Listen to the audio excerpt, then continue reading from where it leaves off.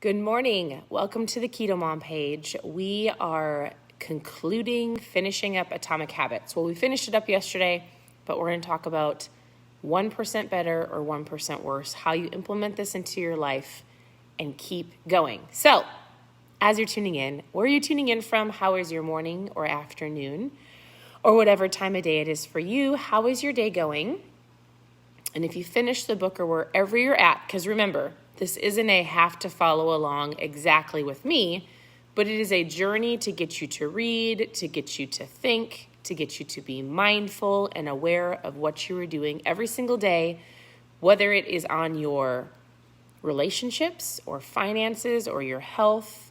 The point is to be aware, and if you need to fix some things, looking at bad habits and turning them into positive habits.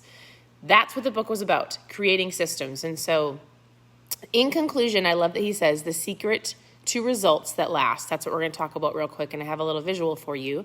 But where are you tuning in from? How's your day? Good morning. Good morning. And I have the two books we're going to vote for August. So we already have the book that we're going to start on Monday. I'll show you that.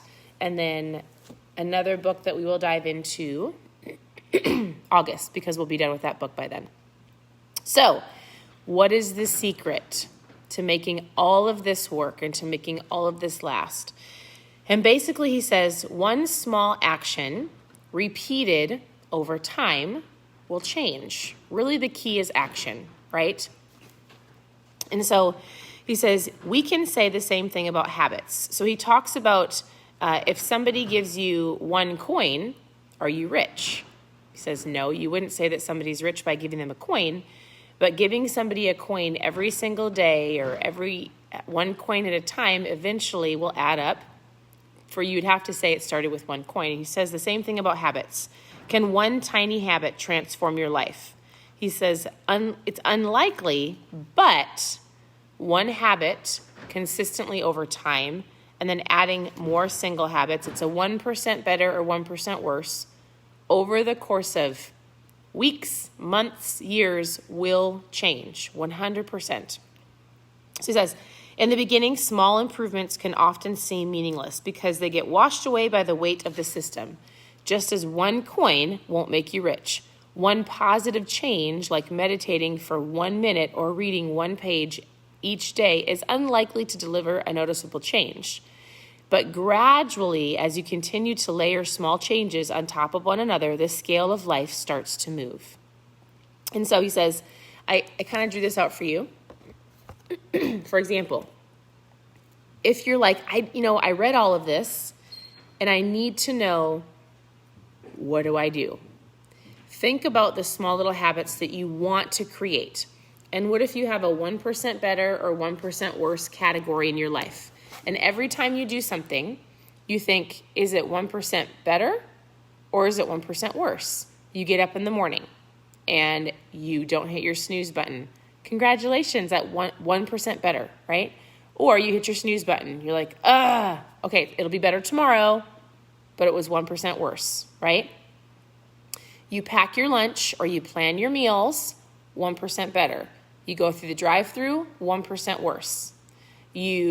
1% better, you do your workouts. 1% better, you skip it. 1% better, you read or you listen to a podcast, you get your mindset right. 1% worse, you skip it. 1% better, you drink more water. 1% worse, you grab the pop.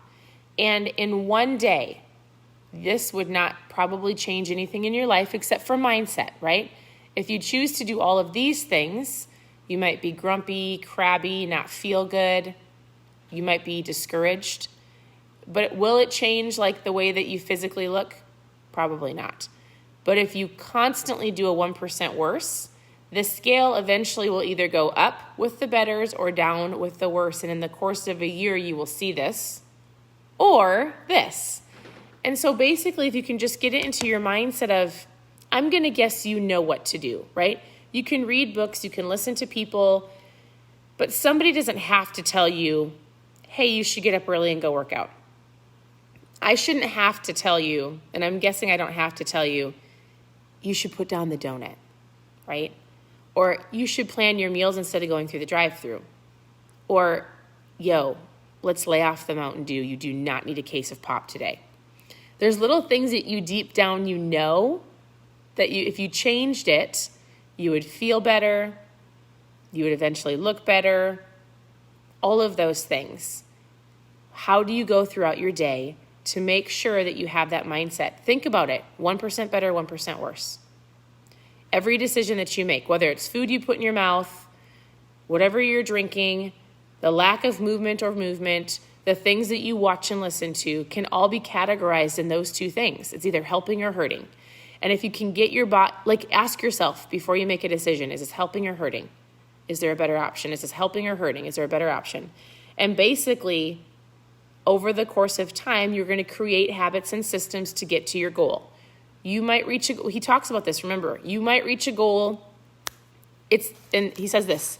This is not about getting a result. The secret to getting results that last is to never stop making improvements. This is a continuous process. There's no finish line. This isn't about getting to the swimsuit size or the vacation or the wedding, because if you do that and your goal is an end date, then guess what? You're going to get to the end date, maybe, and then backtrack and have to start over. This is about a continuous process of improvement over the course of your life so that you can teach it to your kids and your grandkids and your friends and people around you, because you are in the constant pursuit of better, right? Of course, it's fun to feel good at a vacation or a wedding or a certain time or a season, right? But don't quit. Use what you've done to get there. Keep those little habits and changes going so that you feel good for the rest of your life and you can inspire others around you. So that's what this chapter, it wasn't a chapter, the end was about. Success is not a goal to reach or a finish line to cross. It is a system to improve, an endless process to refine yourself. So I think this book was great. I'm going to come on for the next few days and we're just going to do a little reviewing. Super great. If you have not read it, you've been following along, awesome. If you want to read it, grab the book, go through it at your own pace. So we are going through this book starting on Monday. I'm going to go through chapters 1 through 3. This is about perspective. It's storytelling. It's incredible. I would highly recommend grabbing the book and joining us, or you can just tune in here and I will share the little nuggets with you. And here's the 2 books for August. They're completely different and I need you to vote. I'm going to put them in my stories, or you can vote below. So there's 2 different books. This is Winning the War in Your Mind. So these are the books that people reached out to me yesterday and said, I'd like to read this one or this one. These are the ones that we're going to be battling against. In August, maybe we'll do one in September. But I'm sorry, September or October. People just want to get their books. So this is the next one we're reading this month. And this will be August. It's either Winning the War in Your Mind by Craig Rochelle, Think and Grow Rich by Napoleon Hill. They're completely different books, same concept, perspective. They're going to work on your mindset. This one has a biblical aspect to it. This one is a really old book. I love listening to it. Even the way it's written, I feel like you have to really focus, but it's incredible. And if you can listen to the Audible while you're reading, it's incredible. Don't think about the cover. It's honestly about the power of your thoughts, improving desire, how to influence the subconscious mind, using your imagination, overcoming procrastination, identifying faith through persistence, the power of master mindset. That's what it's about. I didn't read it for a long time, and my mentor was like, you have to read it, and I did. But same with this. They're both great. So I'm going to put these on my stories, and we can do both for sure. But which one do you want to do in August? Which one do you want me to read to you in August? So if you want to, vote below. I'm going to put them in my stories. Whichever one gets the most votes, that will be the August book. And then if I don't find something by September that I like better, we'll do the other one. So these are the upcoming books. If you want to grab them, awesome. Otherwise, just tune in here. I'm going to talk about them every single morning. So that's it. I hope that was helpful. I hope you continue to join in and read along with us. Otherwise, just continue to tune into the page for tips and tricks and recipes and all the fun things that have to do with keto, low-carb lifestyle. So I appreciate you all. I hope you have a good morning, and we'll talk to you soon.